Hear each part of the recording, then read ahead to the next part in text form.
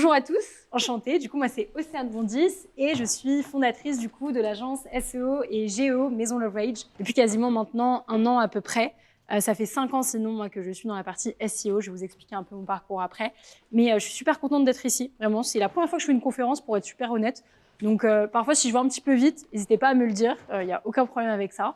Et aussi parfois, si je suis un peu trop technique, n'hésitez pas non plus. Je vais vraiment essayer de simplifier au maximum pour que vous puissiez avoir un maximum de valeur. Mais si à un moment, c'est un peu trop technique, n'hésitez pas. OK? On est bon. Il faut que je fasse ici. Le thème, du coup, là, c'est vraiment comment bâtir une stratégie SEO stable, solide et rentable quand on est une TPE et PME. Ça sous-entend beaucoup de choses, mais la chose number one quand on pense au SEO, vous devez vous dire quelque chose, c'est comment devenir la référence incontournable de votre secteur. Tout secteur confondu. Là, je m'adresse vraiment à tout le monde, qu'importe votre métier, votre secteur, où est-ce que vous en êtes à l'heure actuelle. Moi, j'ai un seul but, c'est qu'à la fin, vous puissiez comprendre comment devenir les number one dans votre secteur en étant en première position sur Google. Et là, en l'occurrence, depuis maintenant quasiment 1 an, quelques mois aussi, sur les IA, sur les intelligences artificielles. C'est un gros sujet. Je sais que vous avez beaucoup de mythes et beaucoup de choses en lien avec la partie SEO où vous vous dites, voilà, ça coûte peut-être un peu cher, c'est un peu compliqué, on ne sait pas trop comment investir. Bah, le but, c'est que vous ayez un maximum de valeur et que vous puissiez comprendre tout simplement comment ça se passe. Donc, du coup, ouais, petite présentation. Donc, moi, j'ai fondé l'agence SEO GEO Maison Leverage. À l'heure actuelle, on accompagne 17 dirigeants du coup, dans la construction de leur visibilité organique. C'est vraiment tout secteur confondu. Donc, moi, j'ai commencé avec ma propre entreprise. C'était une boutique e-commerce, une marque e-commerce. Je vous en parlerai aussi peut-être après. Mais au fur et à mesure, on s'est rendu compte qu'on pouvait accompagner vraiment tout le monde, tout secteur confondu, donc des SaaS, du BTP, de l'immobilier, de la santé, du juridique. Donc, voilà, on est en capacité de piloter n'importe quelle stratégie SEO. Ce qui compte vraiment, c'est d'avoir un bon produit, une bonne offre et d'avoir une bonne relation aussi avec le fondateur. Mais on peut accompagner tout le monde. On a plusieurs choses qui sont importantes dans notre philosophie d'entreprise. C'est que moi, j'ai une approche qui est ultra transparente, sans bullshit et 100% héroïste. Je sais que vous avez beaucoup entendu de choses par rapport aux ads, à la partie SEO, etc. Mais plus avec la partie SEO, c'est que ouais, mais c'est pas forcément rentable. On investit, mais on ne sait pas trop combien est-ce que ça rapporte réellement. Je pense que c'est ça un peu avec différents canaux, mais peut-être particulièrement avec le SEO. Moi, j'ai vraiment cette envie que ce soit le plus compréhensible possible et le plus héroïste possible. Et là, ça, c'est le point le plus important, c'est que je ne sais pas quelle vision est-ce que vous avez de la partie SEO, comment est-ce que vous voyez les choses, mais moi, je vous dis qu'à l'heure actuelle, le SEO, ce n'est pas juste un canal marketing, c'est un actif d'entreprise obligatoire sur les prochaines années. C'est, je dirais, le canal le plus sous-coté à l'heure actuelle, dans lequel vous devez vraiment investir. On va en discuter un peu plus en détail, mais je pense que vous ne vous rendez pas compte de la puissance. Voilà. Peut-être juste pour évaluer le niveau de la salle, parce qu'on a déjà parlé de ça. Ouais. Qui, avant ce soir, avait entendu parler du SEO à main levée? Ok. Et qui comprend ce que c'est le SEO? Ok. On a déjà un bon niveau. Enfin, et qui le fait? Très bon. Qui pense en faire comme il faut? Alors, pas mal. Qui pense être en première position sur Google à l'heure actuelle quand on tape son secteur ou son métier? Pas mal. Une personne. On a du monde à convaincre du coup alors. Si, il n'y a pas levé la main. Il y a du boulot pour la CCI aussi.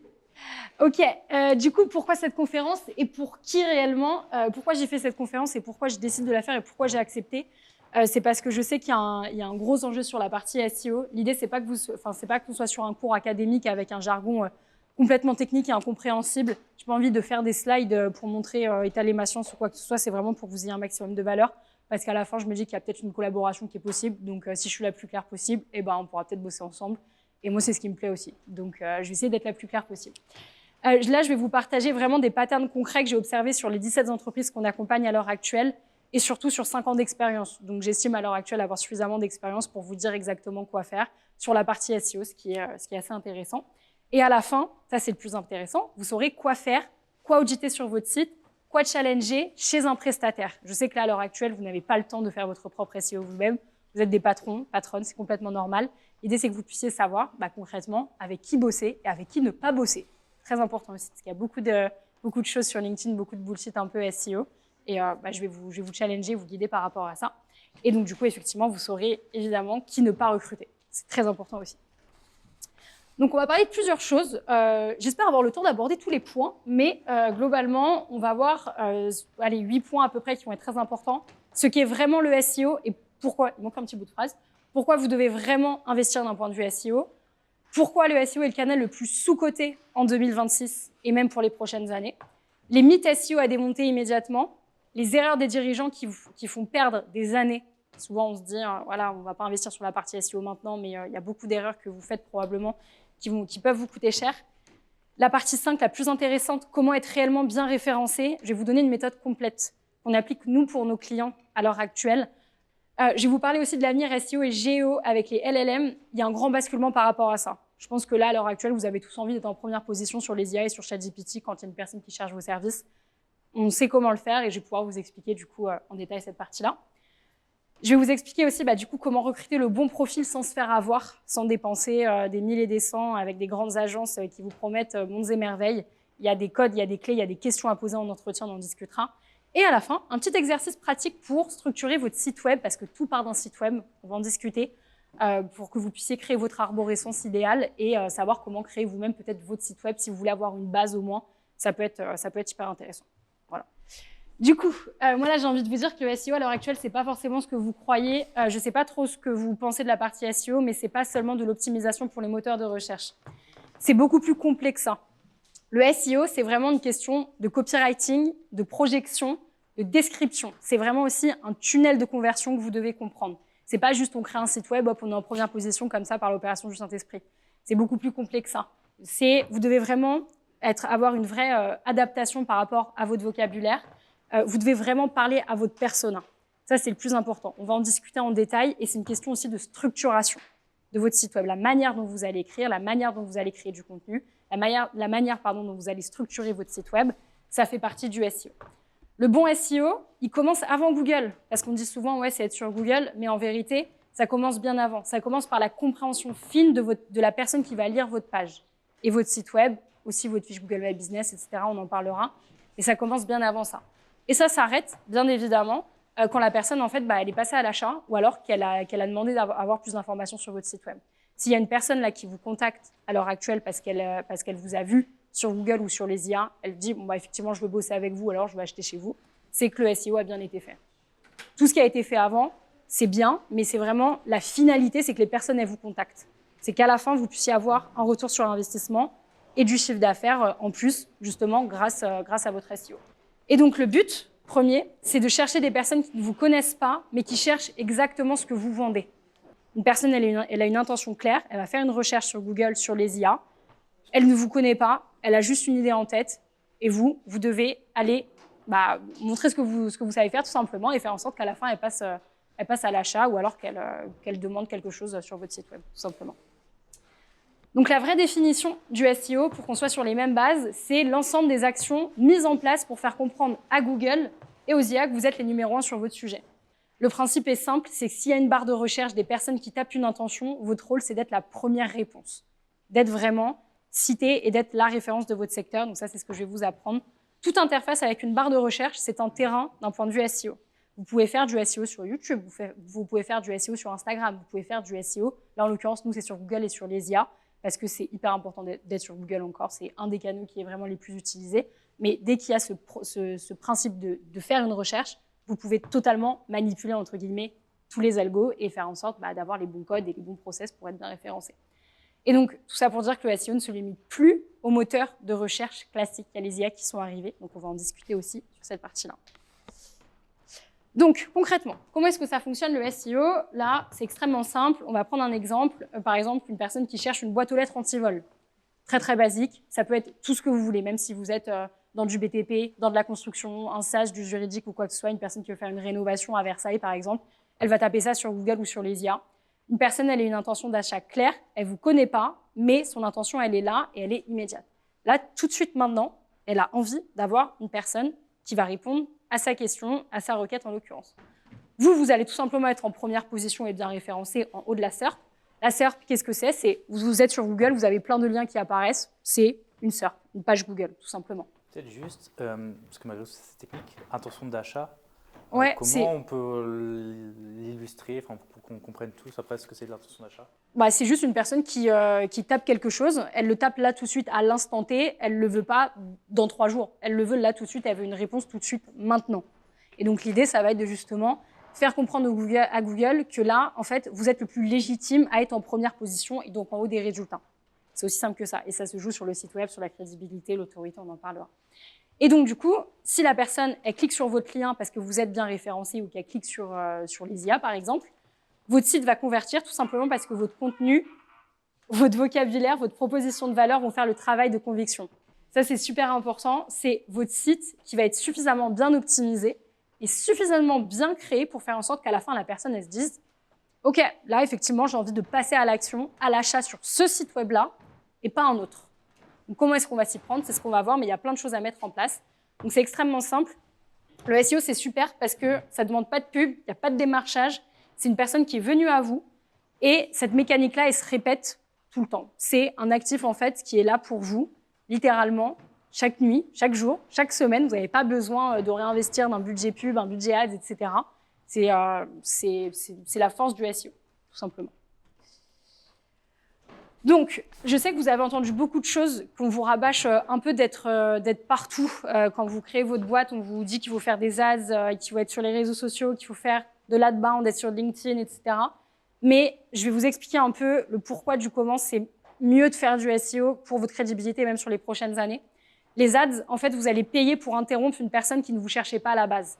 Il n'y a rien de plus frustrant, vous êtes en train de regarder un contenu, vous avez des ads qui apparaissent tout le temps, vous ne demandez rien à personne, vous avez juste qu'une envie, c'est de partir.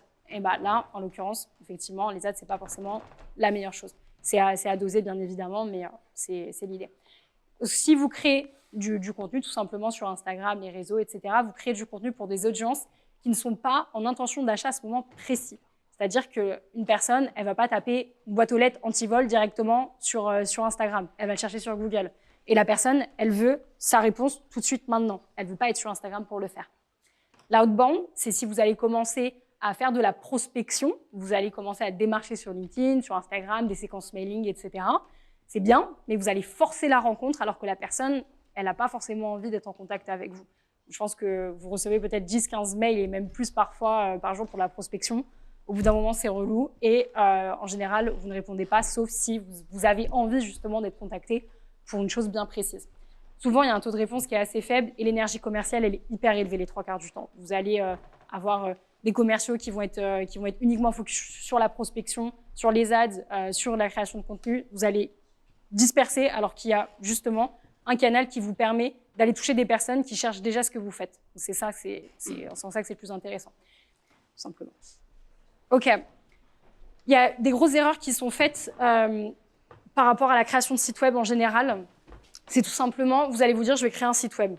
Je vais créer un site web. En fait, c'est juste un site vitrine tout simple les 3/4 du temps. Vous avez payé une agence de web design, etc. Vous avez payé votre site entre 5 et 10 000 euros. Pour la fourchette classique, c'est les prix du marché. Ça, c'est un peu la carte de visite numérique qu'on montre aux gens qui vous connaissent déjà. Comme on donne une carte de visite en papier, ça perd de sa valeur dès qu'on arrête d'en parler. Ça, en général, c'est les 3/4 des choses que je vois dans les audits et même avec des prospects avec lesquels on a commencé à travailler au début. Souvent, c'est ça, les 3/4 du temps, c'est j'ai un site web. Ouais, d'accord, mais il me rapporte pas de lead. J'ai pas de trafic, j'ai pas de conversion avec, je sais pas quoi faire. Tandis que vraiment, la partie SEO, c'est un actif durable qui va générer de la demande entrante en continu. Et sa valeur, elle se compose justement dans le temps. C'est chaque mois, littéralement, vous pouvez avoir des effets composés et une stratégie qui avance au fur et à mesure pour que ce soit que ce soit très rentable. Donc voilà, on va en discuter aussi. Hop, il y a des mythes, je pense, qui vous coûtent de l'argent par rapport au SEO. Il faut qu'on se mette sur les mêmes, qu'on soit câblé un peu pareil, comme ça au moins on peut avancer après. Le SEO, ça prend du temps. Ça, je pense que c'est ce que vous vous dites pas mal de fois. C'est comme les réseaux sociaux, etc. Vous devez penser que ça prend du temps. Le SEO, ouais, c'est relou. C'est long, ça prend du temps, non, c'est pas vrai. Si on est sur une niche qui n'est pas forcément très concurrentielle, si vous êtes sur un secteur bien précis, ça peut être très rapide. Quand j'entends par là 2 mois et demi, 3 mois, vous pouvez commencer déjà à avoir des bons leads. Ça peut être super intéressant. Deuxième point, il faut écrire des pavés de texte. Ça, on l'entend souvent aussi pas mal. Je ne sais pas trop ce que vous avez entendu par rapport à ça, mais souvent quand on pense au SEO, c'est ouais, on va blinder de contenu. On va blinder de contenu de A à Z, on va mettre des pavés comme ça, on va blinder de mots-clés. Non, c'est beaucoup plus poussé que ça, c'est beaucoup plus profond que ça. Et justement, l'idée du SEO, c'est que ça reflète votre marque, tout simplement. Le SEO, ça coûte cher et je ne vois pas les résultats. Ça, je sais que vous faites un peu démarcher par ça, sur ça sur LinkedIn, ça arrive aussi pas mal de fois, des agences SEO qui vont vous promettre mondes et merveilles et vous allez peut-être bosser avec eux. Et au final, à la fin, vous trouvez qu'il n'y a pas forcément de résultats et de ROI. Donc, on va en discuter aussi. Mais Juste pour savoir, tout à l'heure, on a vu tout le monde lever la main pour la partie SEO. ouais. Qui aujourd'hui arrive à évaluer les résultats de sa stratégie SEO? Qui paye déjà pour un SEO? Ok, d'accord. Ok, voilà. Et voilà, après, on pourra en discuter, mais je vais vous montrer comment savoir si votre prestataire SEO fait des bonnes choses et comment faire en sorte que justement vous puissiez être au courant du ROI auquel vous pouvez prétendre. C'est le plus important. Et le quatrième point, c'est tranquille, je verrai ça plus tard. C'est bon, mon kiki n'est pas, je fais mon produit, je fais mon offre, je développe ma brand, je développe ma marque et ensuite on verra plus tard. Non, la vérité c'est que ça se construit maintenant pour la simple et bonne raison que ça prend mine de rien du temps. Il faut créer du contenu, il faut orienter le site, etc. comme il faut. Donc si vous payez un site et qu'après il n'y a pas de stratégie SEO qui est faite réellement, ça va être compliqué et ça va prendre du temps à rattraper, tout simplement. Ok, on va rentrer un peu plus profond là, dans la stratégie réelle. Quand on dit qu'on crée une stratégie SEO, il y a un point de départ. Le vrai point de départ, c'est votre persona. C'est votre client à qui est-ce que vous vous adressez réellement, tout simplement. Vous avez tous un persona, qu'importe la niche. Vous avez à la fin un décideur au bout de la chaîne et c'est elle qui va prendre la décision de savoir si elle passe à l'achat, savoir si elle va prendre un call avec vous, savoir si elle va acheter sur votre site. Vous devez toujours penser à cette personne-là. Du coup, vous allez devoir vous dire quel vocabulaire utilise cette personne-là. Quels mots est-ce que cette personne, elle tape réellement sur Google? Et ça, les 3/4 du temps, souvent, on a une stratégie, on a des œillères par rapport à ça. On se dit, ouais, non, mais moi, je dois écrire ça sur mon site web. C'est sûr et certain que ma personne, elle pense comme ça, que mon prospect pense comme ça ou que mon persona pense comme ça. Et au final, souvent, les 3/4 du temps, en fait, il n'y a aucun résultat par rapport à ça pour la simple et bonne raison qu'en fait, vous n'avez pas vraiment pensé à votre persona. C'est très important. Quelle conjugaison, quel ton, quelle tournure de phrase, justement, votre persona attend. À quel point vous allez rentrer dans les détails sur votre contenu, sur votre site web, justement pour que la personne, à la fin, elle se dise « Ok, là, vraiment, je suis convaincue par ce que je lis, par ce que je vois, et je vais prendre un call, tout simplement. » Quelle objection aussi est-ce que cette personne, elle a en tête au moment où elle vous cherche? C'est qu'une personne qui cherche une boîte aux lettres anti-vol à Versailles, peut-être qu'elle va ouvrir un onglet, elle va aller comparer. C'est aussi simple que ça, c'est pareil pour tous les secteurs. À la fin, littéralement, la personne, elle doit se dire « Ok, là, je sais que je suis convaincue par le contenu que je suis en train de lire, tout simplement. » Et quel niveau d'expertise, avec quel niveau vous devez lui parler? Est-ce que vous devez avoir un vocabulaire technique? Est-ce que vous devez vulgariser au maximum? Les personnes qui se rendent sur votre site, peut-être qu'elles vont pas rester très longtemps. Elles vont rester 15-20 secondes grand maximum, peut-être même plus, peut-être même moins. Il faut être le plus concis possible. Et ça, c'est le travail du SEO en partie. C'est pour ça que c'est pas à prendre à la légère, mine de rien. Le SEO, c'est extrêmement simple. Voyez ça comme un bibliothécaire. Google, il fonctionne comme ça. C'est très simple. C'est un bibliothécaire, il a envie que sa bibliothèque soit extrêmement bien rangée. On ne mélange pas les polars avec des livres de cuisine ou des livres pour enfants, des livres de moto, etc. Tout doit être structuré de A à Z. Votre site web, c'est exactement la même chose. Votre site doit être structuré avec une arborescence claire, un menu clair, concret, vos services, vos pages catégories. Ce que vous faites, ça doit être très précis. Et justement, un bon bibliothécaire, il va ranger ses livres par thématique cohérente. Eh bien, votre site web, c'est exactement la même chose. Votre site, il doit être pensé de cette manière-là. Quand une personne, elle arrive, tout simplement, elle a envie de voir que c'est bien rangé. Elle n'a pas envie d'avoir 25 milliards de pages de contenu qui ont ni queue ni tête, avec que ce soit le plus clair possible, tout simplement. Et donc, si Google ne comprend pas votre site, il ne va jamais le recommander. Si vous avez un site qui est complètement déstructuré, où ça part dans tous les sens, où vous allez avoir votre histoire, votre branding qui est mélangé à une page de service ou une page de collection, ça n'aura pas de sens, tout simplement. Il faut que ce soit bien structuré, très important. La clarté de la structure, c'est la condition d'un bon référencement. Une des conditions principales, en tout cas, moi je dirais que c'est la principale, surtout avec toute la partie sur les algos et les mises à jour des algorithmes sur les derniers mois. Google le montre qu'il faut avoir un site qui est vraiment structuré. Pour comprendre une structure, ça correspond à quoi sur un site? Votre menu, vous avez une page d'accueil, vous avez vos services, ce que vous proposez, vos zones d'intervention parfois, concrètement, une page contact, une page à propos. Ça, c'est une structure de site à part entière. Pourquoi? Parce que quand vous allez cliquer sur ces liens-là, tout simplement, vous allez avoir des URL avec des pages qui vont s'ouvrir. C'est une structure de site. Google, quand il arrive, la première chose qu'il va aller checker, c'est votre URL et ça va être ensuite le contenu, ce que vous allez dire à l'intérieur de chaque page. Donc, effectivement, il faut que ce soit structuré et c'est pour ça qu'il y a plein de choses à prendre en compte par rapport à ça, mais on en parlera. Ça, c'est clair? Bon, top. Là, on va rentrer dans le dur, du coup. Les 6 fondations d'une stratégie SEO performante. La première chose à faire quand je vous parlais du persona en tant que tel. Votre persona, il cherche des choses sur Google. Il va chercher ce qu'on appelle des mots-clés, tout simplement. Le but, vous, c'est d'aller cibler ces mots-clés-là avec un bon site web. C'est de vous dire, bon, bah, concrètement, qu'est-ce que mon persona, il tape? Sur quoi vos clients vous cherchent réellement et avec quel volume et quelles intentions?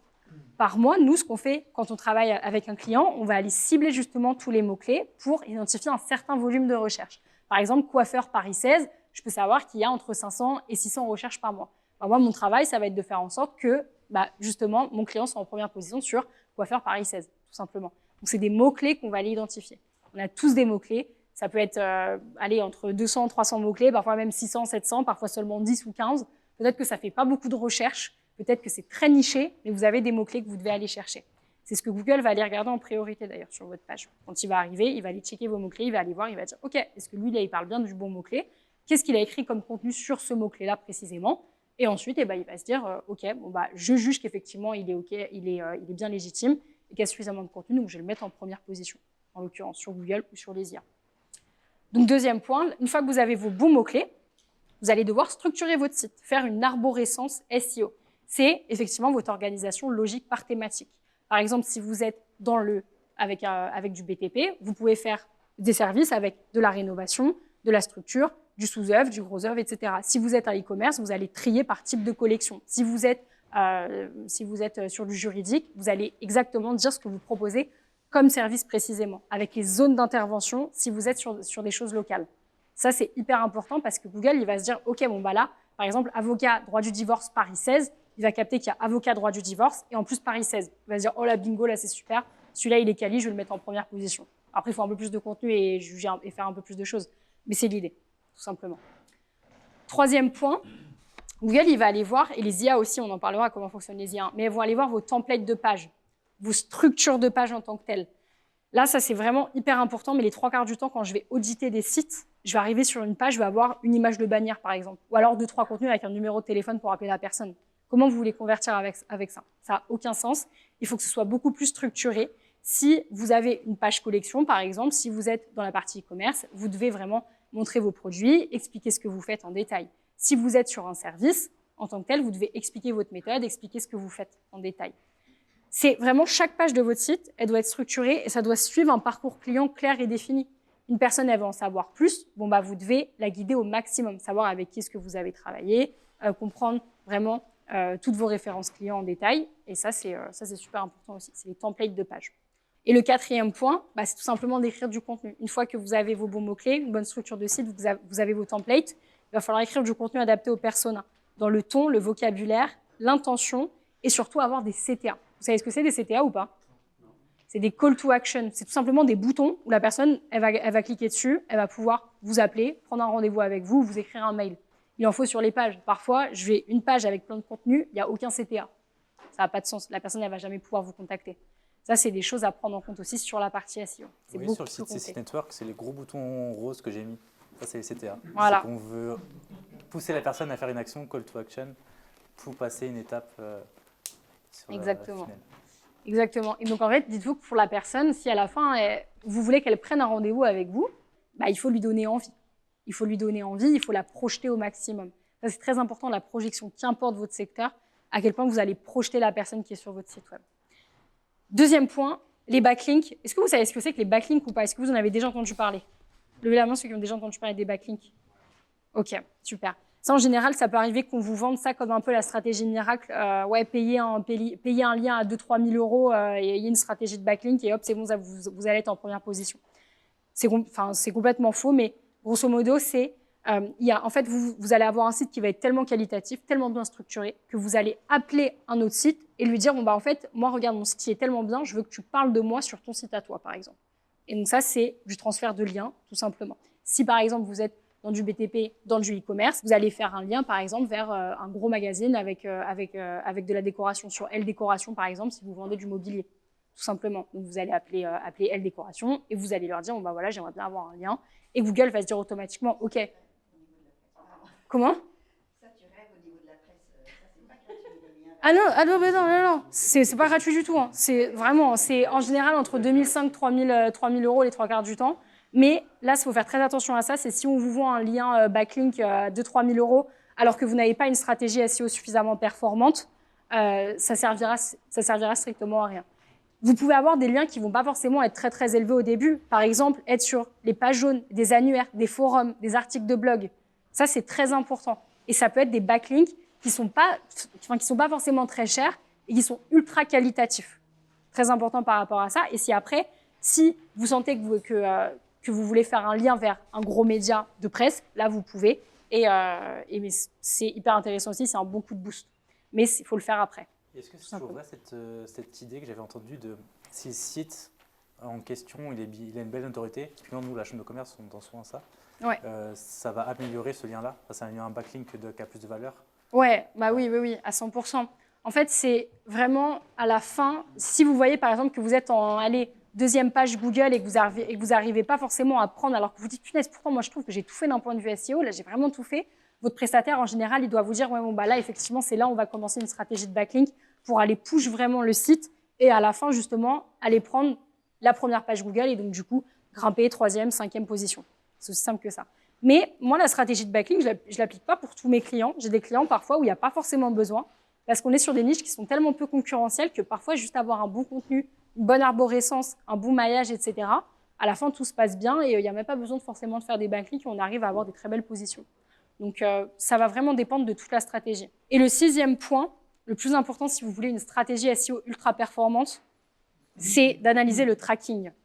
Ça, c'est très important pour ceux qui font déjà du SEO. Si vous n'avez pas de rapport vraiment détaillé chaque mois des actions qui sont faites et que vous ne savez pas littéralement combien votre SEO vous rapporte, et si vous ne savez même pas sur quel mot-clé est-ce que vous êtes référencé, c'est qu'il y a un problème, tout simplement. C'est que tout ça là, les 5 points, en fait, ils doivent tous être analysés sur du tracking. C'est aussi simple que ça, c'est que vos mots-clés, on doit savoir exactement où est-ce que vous êtes référencé à l'heure actuelle. Parce que sinon, on pilote à l'aveugle. En général, on peut se dire que c'est un peu compliqué d'être sur du tracking, c'est des gros tableurs Excel, etc. Mais la vérité, non. Nous, en tout cas, quand on fait du tracking, c'est très simple, c'est on va avoir une page tout simplement, on va aller cibler tous les mots-clés, on va se dire, bon, bah là, où est-ce qu'on est dans les positions, littéralement, combien est-ce que ça a rapporté en termes de demande de devis, en termes de demande de lead, combien est-ce que ce mot-clé a généré précisément en termes de visite et aussi en termes de chiffre d'affaires. Parce qu'à l'heure actuelle, si vous avez un bon SEO, on va pouvoir identifier les mots-clés qui vous rapportent le plus de chiffre d'affaires. Et là, c'est super intéressant, justement. C'est que s'il y a un bon travail qui est fait sur du suffisamment bon long terme, on va pouvoir se dire, bon, bah là, tel ou tel mot-clé, on sait qu'on peut capitaliser dessus, tout simplement. Voilà. Ça, c'est vraiment les 6 points les plus importants. Des bons mots-clés, une bonne structure de site, des bons templates de page, du bon contenu, une bonne stratégie de backlink à la fin. Et ensuite, on traque le tout. Vous avez la formule secrète maintenant pour être en première position sur les moteurs de recherche. C'est beaucoup plus poussé que ça en vérité. Je ne vais pas trop rentrer dans la technique, mais c'est l'idée globale. Ça, c'est super important. Et vous voyez, en fait, en termes de timing, souvent, on peut penser que c'est long. Ça veut dire, attends, mais là, j'en ai pour un an au moins à faire tout ça. Non, en vérité, c'est que si vous embauchez les bonnes personnes, et si vous partez de rien et qu'il faut créer un site web, on peut se dire qu'on est sur un mois et demi de création de site web et on commence à prendre des bons résultats en général au bout de 2, 3, 4 mois grand maximum. C'est là où on va avoir les premiers leads et en général, c'est assez exponentiel. Sauf si on est sur une niche qui est complètement concurrentielle, où il y a beaucoup de monde, où là, ça peut peut-être prendre un peu plus de temps, mais on peut avoir quelques résultats, on peut prendre en termes de position au fur et à mesure, tout simplement. Voilà, très important. Vous avez des questions ou pas par rapport à ça? Par rapport à landing page, ouais. tu peux avoir le site internet, ouais. Landing page, ça te permet de faire des A/B tests aussi. Ouais, tu peux faire beaucoup d'A/B tests par rapport à ça. Tester tes pages. Tu peux tester tes pages, mais ça c'est bien si tu fais des ads, mais je ne le recommande pas forcément d'un point de vue SEO. Si tu veux tester d'un point de vue SEO, je te recommande plus de changer la position de tes boutons et de tes CTA par exemple. Là, directement sur le site internet. Nous, globalement, ce qu'on fait, c'est qu'on va changer un peu tout notre design, on va dire, tous les 3 à 6 mois, grosso modo. Si on voit qu'on stagne un petit peu et qu'on se dit, bah là, on va prendre un peu plus, bah, on va changer quelque chose. Mais par contre, on ne va pas toucher à la structure du site et au titre en tant que tel sur le site. Parce que ça, c'est super important. Je ne vais pas trop rentrer dans les détails par rapport à ça, mais Google, quand il arrive, il veut voir que chaque titre correspond à un mot-clé précis, tout simplement. Et donc, S'il voit qu'il n'y a aucun mot-clé et que chaque titre ne correspond pas à un mot-clé, il va se dire « Ok, mais de quoi il parle en fait ?» Lui, il parle avec du code et en fait, ces titres-là, c'est des bouts de code, tout simplement. Et il faut que ce soit ultra visible. Donc oui, mais sur DLP, c'est possible. On peut faire du SEO si on a juste une page d'ailleurs. C'est possible, hein. Mais il faut que ce soit plus structuré en général. Mais c'est possible si on n'est pas sur une niche qui est très concurrentielle. Ça reste OK. Voilà. Je crois qu'il y avait une question ici. Oui, j'ai eu ma réponse à peu près. Je voulais vous demander si on a un site web déjà bien structuré. Ouais. En termes de timing. Il va falloir voir ce qui est capable d'être fait et ce qui doit être fait. En général, si on a un site web qui est bien structuré mais qu'on traîne un peu sur les performances, il va falloir peut-être recréer du contenu et ajouter peut-être un petit peu plus de contenu, revoir peut-être mettre des listes à puces en plus, ou alors ajouter quelques images, ou alors faire en sorte que le site, techniquement parlant, soit un petit peu plus viable. Mais si on est déjà bien structuré, mais qu'on stagne, c'est peut-être que c'est pas si bien structuré ça, il faut peut-être revoir un peu la stratégie globale. Voilà. Ça va, c'est clair? Ok. Top. Ouais, nickel. Je vous ai parlé des templates de pages. Ça peut paraître un peu abstrait, mais chaque site en fait a ses propres templates et ses propres caractéristiques. Parce que si vous avez un site web e-commerce avec 600 produits, vous n'allez pas faire tous les produits un à un à la main, on est d'accord? Vous allez avoir des templates de pages que vous allez répliquer à chaque fois. Si par exemple vous avez un site web et que vous voulez toucher plein de régions différentes avec plein de départements différents, vous allez créer des pages par type de département par exemple et par type de région. Bah, vous allez du coup avoir besoin de structurer ces pages-là. Donc une page produit, vous allez devoir avoir un titre optimisé, des descriptions structurées, des bénéfices clients très hiérarchisés, pardon, je vais y arriver, des FAQ, ça c'est très important de mettre des FAQ sur toutes vos pages. Pourquoi? Parce que les FAQ, c'est ce qui va permettre d'aller traiter toutes les objections que vos clients ont à la fin du site et à la fin de la page. Elle va descendre, elle va scroller, elle va se dire « Ah ouais, mais peut-être qu'en fait, est-ce qu'il fait vraiment ça? Est-ce que si j'ai un retour et que je ne suis pas content de ma commande, est-ce que je peux faire en sorte qu'elle soit… est-ce que je peux avoir un nouveau produit? Est-ce que ça peut être envoyé ?» Et bien, à la fin, vous allez pouvoir traiter ces objections-là dans vos FAQ. Donc, c'est valable pour les pages produits. Ces questions-là, c'est souvent aussi les questions qu'on a en fin de rendez-vous commercial. Ouais. En général, quand on fait juste le closing, on va avoir la dernière question du comment ça délivre, etc. Est-ce qu'il y a un engagement, par exemple? Ça peut être ça aussi. C'est des FAQ. C'est valable partout. Vos pages collections, vos pages catégories, c'est pareil. Je pense qu'il n'y a rien de pire quand on arrive sur un site e-commerce, on cherche un canapé, par exemple. On cherche un canapé 2 places, par exemple. On arrive sur une page de collection avec plein de produits à la chaîne. C'est pas forcément ultra agréable en termes d'expérience client. On aime bien être projeté, avoir des belles photos, des beaux visuels, de la belle matière, etc. C'est le cas et on peut le faire. Il faut vraiment projeter au mieux la personne qui va se rendre sur votre site. Parce que si elle arrive sur votre page, c'est pas par hasard. C'est parce qu'elle a tapé un mot-clé et que vous apparaissez. Donc comment est-ce que vous allez faire en sorte qu'elle clique, par exemple, du coup, en l'occurrence, sur un produit depuis votre page collection ou votre page catégorie. Très important. Vos pages services, ça peut être intéressant si effectivement vous êtes sur un site vitrine classique et que vous voulez juste proposer vos services pour avoir des demandes de leads. C'est très simple, vous devez énoncer votre problème, la solution que vous proposez, votre méthode, vos résultats, un CTA, des preuves sociales. Aussi simple que ça. Si vous, en fait, vous voulez convertir vos prospects grâce à une page, vous devez montrer ce que vous faites, à quel problème est-ce que vous répondez en détail, et avec qui vous avez déjà bossé. Et évidemment, un CTA, ça c'est ultra logique, sinon la personne, en fait, elle ne peut pas vous contacter. Bon, ça arrive encore, hein. Des fois, je le vois en call sur des sites. Bah ouais, mais comment est-ce que tu veux que la personne ait te contacte? Ah bah en fait, il faut qu'elle clique sur la page contact. Bah, elle n'a pas le temps. Donc, vraiment, ayez des CTA, c'est très important. Vos pages à propos. Ça, c'est souvent vraiment bien négligé, mais il faut faire très attention. Votre page à propos, c'est vraiment l'essence de votre entreprise. Pourquoi est-ce que vous l'avez créée? Une personne qui n'est pas ultra convaincue par vos services, mais elle a quand même un peu envie d'en savoir plus, souvent, elle va aller voir la page à propos. Moi, j'ai beaucoup de clients dans la niche du BTP, par exemple, je l'ai vu, où en fait, la page la plus consultée, c'est la page à propos, par exemple, parce que justement, ils ont envie d'en savoir plus sur la boîte. Ouais, est-ce qu'ils sont vraiment quali, est-ce qu'ils sont vraiment intéressants, avec qui ils ont déjà bossé. Pour des avocats, du juridique, des SaaS, c'est le même process. Et surtout, on le voit depuis quelques mois, Google, maintenant, il va beaucoup plus scroller cette page-là, parce qu'il se dit, OK, c'est là, en fait, on va parler des fondateurs.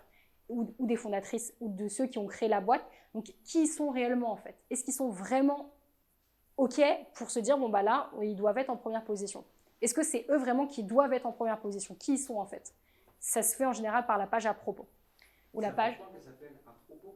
à propos, Non, mais société, ça s'appelle. notre histoire, qui sommes-nous? Non, mais c'est ça, l'histoire. c'est pas nouveau, Non, oui, en fait, parce que c'est à propos en général sur tous les sites web que je vois, donc je dis que c'est à propos. Et si c'est en page d'accueil directement, l'histoire un peu de la société. On peut faire un petit paragraphe sur la page d'accueil, ça c'est hyper important, et il faut d'ailleurs sur la page d'accueil, mais il faut une page à propos dédiée. Très intéressant aussi. Avec, et vos mentions légales, ça c'est très important aussi, c'est tout ce qui touche au côté juridique. Il faut que ce soit pris en compte par Google et travaillé, faites très attention à ça. Ça c'est red flag direct pour Google si c'est pas travaillé. Enfin, si c'est pas travaillé ou alors juste clairement mis. Hein. Ça arrive encore des fois, bah ouais, bah j'ai oublié. Ouais, bah ça va être compliqué là, et tu peux avoir des petits problèmes avec la loi, tout simplement. Il y a des questions? Jusque-là, ça va, c'est clair? Si vous voulez faire des pages FAQ dédiées, ça, je commence à bien le faire sur des clients et ça marche vraiment très bien. Si vous voulez faire une page FAQ dédiée sur vos questions fréquentes, par exemple, dans votre menu directement, et là, vous allez mettre énormément de questions, souvent ça peut aider à convertir. Très, très important. Si vous voulez pas juste le faire sur une page parce que vous vous dites qu'elle est déjà peut-être un peu trop longue, eh ben, vous pouvez en faire une page à part entière. Ça peut être intéressant aussi. Et donc là, justement, vous allez mettre des questions réelles posées par les clients, des questions structurées par thème et des réponses complètes. Soyez le plus précis, d'accord, dans vos réponses. Très important. Et votre page contact, bien évidemment. Une page contact très importante. Elle doit être claire, accessible, avec plusieurs canaux proposés, avec des formulaires courts et des coordonnées visibles, tout simplement. Faites très attention à ça parce que ça arrive souvent juste des pages contact avec un numéro de téléphone. Ouais, bah, bon courage, non, on veut peut-être un lien vers un formulaire qui soit beaucoup plus précis et beaucoup plus quali pour que la personne elle vous contacte réellement, pour lui donner envie au maximum. Parce que peut-être qu'elle a déjà ouvert plein d'onglets à la fin, mais si elle vous choisit vous avez déjà gagné quelque chose. Quand tu parles de formulaire court, c'est une mission que j'ai donnée à mon stagiaire cette semaine. Ouais. Combien faut de champs et quels sont ceux que tu priorises? Le nom, prénom, le numéro de téléphone, le mail de préférence, mais peut-être pas les deux, soit le numéro de téléphone ou le mail. Je dirais plus un numéro de téléphone parce que c'est là où tu peux vraiment contacter la personne et la partie objet évidemment. Voilà. J'évite toutes les questions multiples et les réponses multiples où la personne elle doit choisir pourquoi est-ce qu'elle doit vous contacter. Ça n'a pas forcément trop de sens et ça demande un peu trop de réflexion. Donc ouais, ça peut être bien. Voilà. Ouais. Il n'y a pas de la page blog. Ouais, la page blog, ça, j'en parle pas parce que je pourrais en parler 1h30 aussi de la même manière. Comment? C'est quand même hyper important, c'est là où tu peux mettre des actualités. Ouais, mais si vous n'avez pas fait ça, les pages blog, elles serviront à rien. Elles serviront à rien, je peux vous en parler si vous voulez, les pages blog, c'est les pages qui vont pousser justement vos pages services et la structure principale de votre site, et c'est pas, c'est pas obligatoire pour tous les sites, enfin pour tous les sites en général. On peut en faire effectivement si on a une partie actualité et qu'on veut dire des choses justement. Ça peut être intéressant, mais ce n'est pas forcément obligatoire. Après, si vous sentez que vous avez encore des choses à dire sur votre site web et que vous voulez les dire, eh ben vous pouvez le faire via des articles de blog, effectivement, sur des guides complets, sur une partie actualité, sur ce que vous faites, avec qui vous avez déjà travaillé, vos études de cas clients précises. Ça peut être intéressant de les traiter en article de blog, effectivement. Et vous faire ça en priorité, très important. Et ensuite, on vient faire des articles de blog. Les articles de blog, très attention par rapport à ça. Pareil, c'est des mots-clés en fait, en tant que tel. Par exemple, comment choisir un bon expert comptable, tout simplement. Et bien ça, on peut en faire un article de blog à part entière. Et on peut aussi le traiter dans une page service et en faire un titre, tout simplement. Comment bien choisir. Et là, on peut en faire un article de blog, on peut en faire les deux. Donc, n'ayez pas peur par rapport à ça, mais dites-vous surtout, qu'est-ce que cherche réellement ma niche et mon persona et mon client en tant que tel? Qu'est-ce qu'il a envie de voir? Parce que souvent, on va vouloir créer des articles de blog et qui n'ont pas forcément trop bien à mettre plein de preuves clients, etc. Ouais, mais en fait, on pourrait capter du trafic via des réponses que les clients se posent, tout simplement. Donc, important par rapport à ça. Est-ce que vous avez des blogs qui sont mis en place sur votre site? Ouais. Ok. Ouais, ça arrive de plus en plus. Mais structurez déjà votre site web et vos pages services, votre page d'accueil, et ensuite allez voir tous les articles de blog. Ça arrive beaucoup aussi, où on peut payer une personne, par exemple 400-500 € par mois pour faire 3 articles de blog par mois. Ça peut arriver. Je le vois, il faut faire très très attention à ça. Je vois les têtes, mais ça arrive. Ça peut arriver, il faut faire vraiment très attention. Juste une personne qui est là pour vous écrire des articles de blog, vous allez vous dire « Ah super, je vais être bon d'un point de vue SEO, ce sera bien ». Mais en vérité, non, il faut structurer le tout et faire en sorte que ce soit beaucoup plus cohérent. Voilà. Tout simplement. Il y a des questions? Bon. Ok, top. Ok, maintenant qu'on a une stratégie SEO qui est performante et qui est bien mise en place, il faut traquer.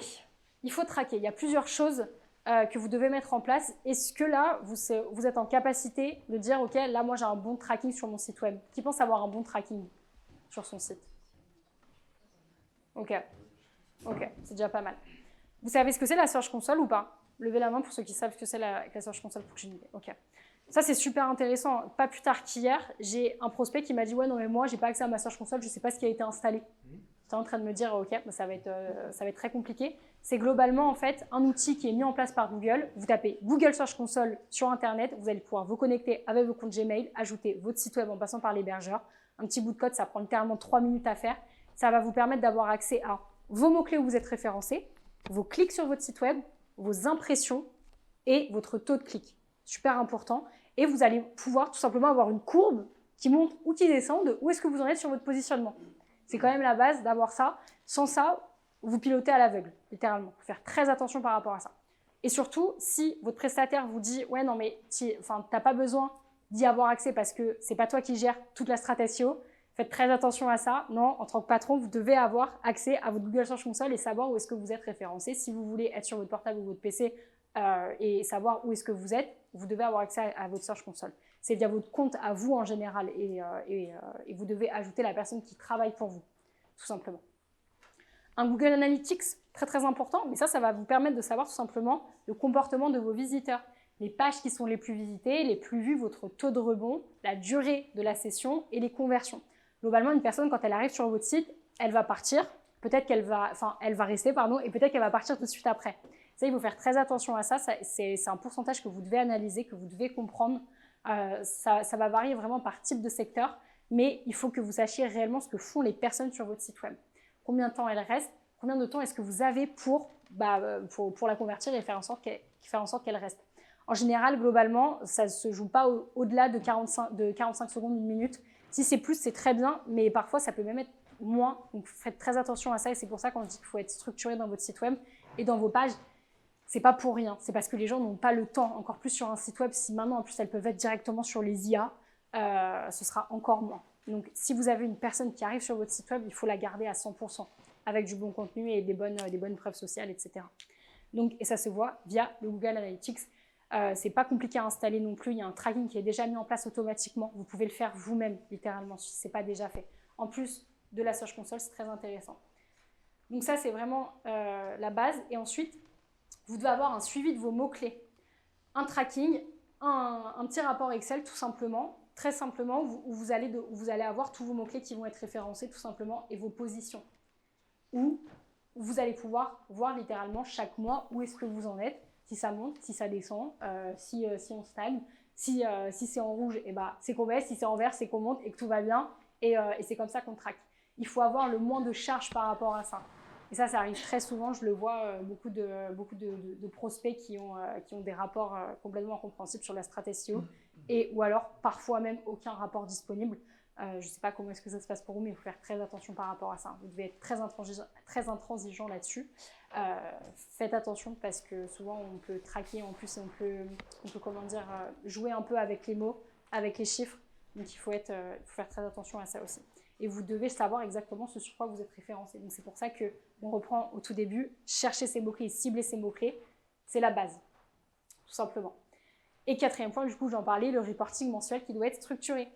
Votre trafic, vos conversions, vos positions acquises ou perdues, les actions du mois, ce qui a été fait, ce qui n'a pas été fait, et ce qu'on prévoit le mois suivant. Nous, quand on met une stratégie SEO en place, on sait exactement où on va en détail. C'est que chaque semaine, on va avoir un plan éditorial concret, on va savoir exactement où est-ce qu'on va, et surtout, très important, on est en capacité de vous dire votre SEO vous a rapporté tant.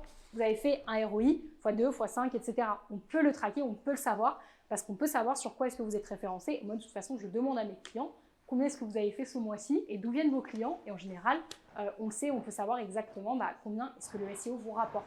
Donc le mythe effectivement, le SEO, c'est pas héroïste.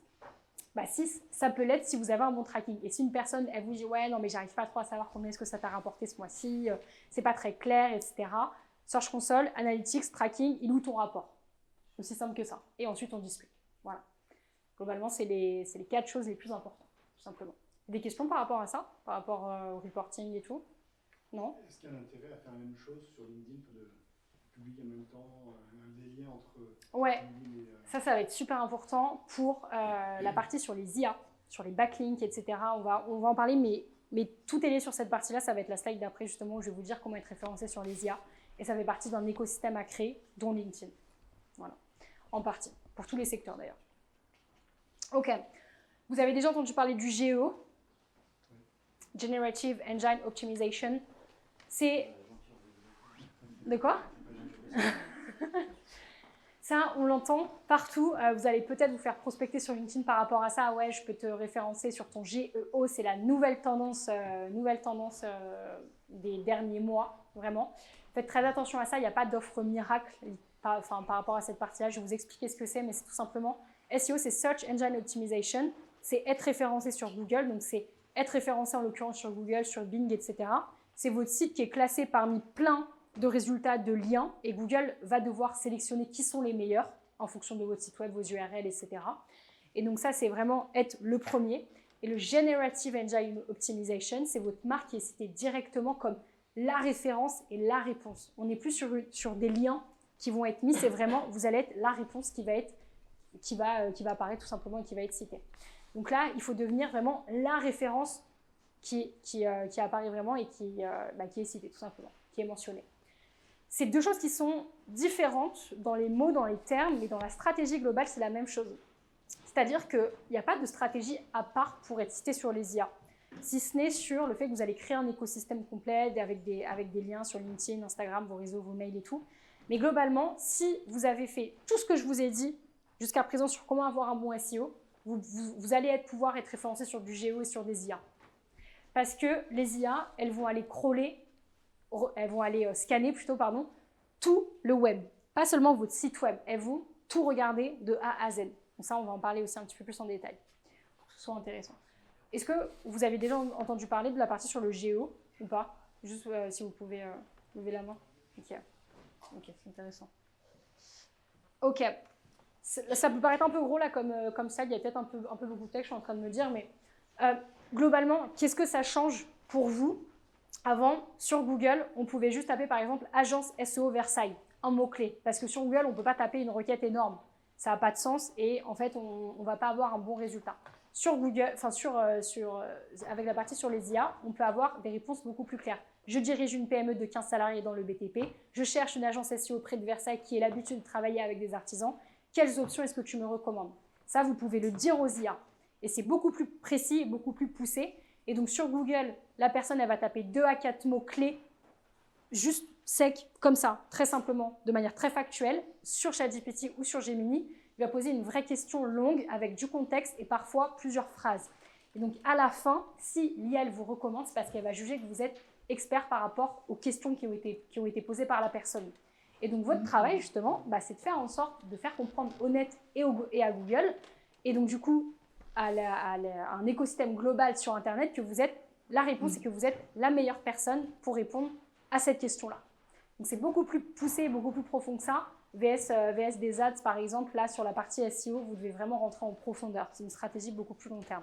Et donc, bien évidemment, si vous êtes la marque qui est citée dans les IA, dans cette réponse, vous êtes positionné comme la référence experte et pas comme une option parmi 10 autres. Parce que croyez-moi que la boîte qui est citée ici, en l'occurrence, à la fin, la personne, elle va se dire, bon, là, effectivement, je sais qu'elle est vraiment quali parce que justement, j'ai posé une question ultra précise et si l'IA, en fait, elle me recommande la boîte en question, c'est qu'elle est quali puisque je lui ai posé la question, je lui ai posé une longue phrase.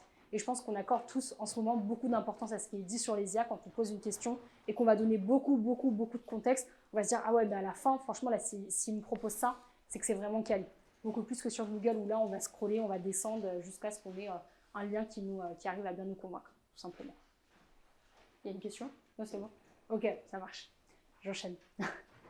Et donc, du coup, comment est-ce que les IA, elles décident de vous citer? Elles vont checker votre site web et son contenu, vos avis Google My Business. Vous avez une Google My Business qui est mise en place ou pas? Vous voyez ce que c'est? S'il y a votre site web qui apparaît, vous tapez votre nom de marque, vous allez avoir à gauche, tout simplement, ouais, à gauche, c'est ça, votre carte d'identité avec vos photos, vos avis et vos liens, en fait. C'est ça, c'est une Google My Business. C'est sur Google en tant que tel, tout simplement. Votre fiche d'établissement. Ouais, c'est ça, votre fiche d'établissement, tout simplement. C'est super important, c'est votre profil que vous allez pouvoir soigner, très important. Vos Trustpilot, on va aussi aller voir vos forums, vos annuaires professionnels, vos articles de presse, vos profils LinkedIn ou ceux de votre entreprise, de vos dirigeants, et les mentions sur les réseaux sociaux. Très important, moi j'ai vraiment une vision par rapport à mes clients, c'est du Search Everywhere Optimization. C'est comment vous allez optimiser l'intégralité du net pour faire comprendre que vous êtes expert dans votre thématique. Votre site web, c'est la base, c'est la référence et c'est un peu la base de tout. Mais à terme, il faut que vous puissiez travailler l'ensemble de vos canaux. Très important sur cette partie-là. Il y a des questions par rapport aux IA ou pas? Non, c'est clair. On arrive sur la fin. C'est quelque chose qui est très très important si vous voulez recruter des personnes d'un point de vue SEO. Faites très attention, il y a des erreurs qui coûtent extrêmement cher. La première, je vais prendre un alternant en marketing polyvalent qui sort d'école. Il va me faire un peu de contenu, il va me faire un peu de réseau, il va me faire une petite stratégie d'ads, il va me faire mon SEO, mettre quelques articles de blog. Hop, emballer, c'est pesé, entre 900 et 1000 euros par mois à peu près, et c'est bon, tranquille, on sera bien. Et encore, je suis gentille. Non, parce que la personne, en fait, elle n'est pas experte dans son domaine et c'est une compétence à part, tout simplement. Deuxième point, je vais demander à mon webmaster ou mon développeur. Ça, il faut faire très attention à ça. Il y a beaucoup d'agences de web design qui vont vous vendre un site web et ensuite une petite maintenance SEO à 200-300 euros par mois. Vous ne savez pas trop ce qui est fait. Oh non, mais tranquille, il gère. Ouais, non. Et en général, il ne gère pas. Je suis toujours en deuxième page sur Google. Je n'ai aucun rapport et je ne sais pas ce qui se passe. Faites très attention par rapport à ça. Troisième point, je vais prendre une agence pas chère sur Malte ou un comparateur. Faites attention à ça aussi. Une agence pas chère, souvent, quand votre premier critère, c'est le pas cher, c'est que ça ne va pas parce qu'en fait, vous n'allez pas être basé sur les choses qu'il faut réellement pour avoir un SEO performant. Quatrième point, je vais comparer 5 devis et je vais choisir au feeling. Choisissez jamais au feeling toutes vos agences SEO et les personnes avec lesquelles vous allez bosser. Faites très attention à ça. Demandez des références clients, savoir avec qui est-ce qu'elles ont travaillé. Très important. Est-ce que c'est une offre qui est personnalisée en détail ou alors est-ce que c'est une offre bateau comme ça, littéralement, qui n'a pas de sens. Donc, il faut faire très attention à ça. Vous devez faire des calls avec les personnes, au moins 1 ou 2 calls, pour savoir réellement ce qu'elle va faire et ce qu'elle veut mettre en place. Et cinquième point, j'externalise uniquement la rédaction. Ça, c'est arrivé il n'y a pas très longtemps, mais juste une personne qui s'est dit, bon, bah voilà, moi, je vais juste embaucher une personne qui va me faire du contenu. Il faut faire attention à ça aussi. Il faut non que ce soit une personne qui va gérer la partie technique de votre site, qui sait exactement comment être référencé sur Google, sur les IA, et qui peut être là justement pour gérer l'intégralité de votre site web. Voilà. Voilà, globalement, c'est les erreurs de recrutement. Les questions à poser, si vous voulez, à un entretien, très important. Comment est-ce que vous analysez les mots-clés pour mon secteur en particulier? Si vous voulez prendre des captures d'écran de ça et regarder. J'enverrai les slides, mais faites très attention par rapport à ça. Quelle méthode est-ce que vous utilisez pour produire du contenu qui performe? Ça, c'est super important. Souvent, on va vous dire, ouais, bah, tranquille, je vais mettre un prompt avec ChatGPT et ça va faire du bon contenu. Non, il faut soit beaucoup plus poussé que ça. On doit comprendre votre persona, votre niche et ce que vous faites réellement. Donc, il y a une manière propre à vous, justement, avec votre patte. Il faut faire attention à ça, de recruter des bonnes personnes qui savent écrire. 3, quel reporting mensuel, quels indicateurs précis est-ce que vous allez mettre en place chaque mois et chaque semaine pour mon site web? Est-ce que vous utilisez l'IA dans vos process et comment? Ça arrive très très souvent. Des boîtes maintenant qui sont pilotées un peu en mode automatique où globalement, en fait, votre site, ça va juste être une IA qui va le gérer. Ça, faites très attention à ça. Vous devez encore avoir un rapport humain avec la personne parce que les IA, elles apprennent pas tout, elles ne vous connaissent pas non plus à 100%. Et il faut un contact humain, c'est super important. Comment est-ce que vous bossez la partie sur le GEO et sur les LLM? Si une personne, elle vous dit « Ouais, non, moi, je te référence juste sur la partie sur Google », faites attention à ça. Non, vous devez maintenant aussi être référencé sur les IA. Si vos clients sont sur les IA, vous devez avoir une stratégie SEO dédiée par rapport à ça. SEO et GEO, du coup.